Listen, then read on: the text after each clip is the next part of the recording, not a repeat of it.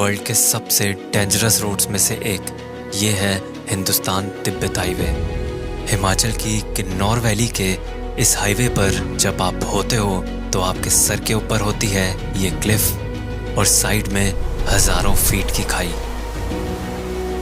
क्योंकि यहाँ के ज्यादातर पहाड़ मिट्टी से नहीं बल्कि चट्टानों से या इन बड़े बड़े रॉक से बने हैं, इसीलिए इन रोड्स को बनाने के लिए करनी पड़ी हाफ टनलिंग, जो कुछ ऐसी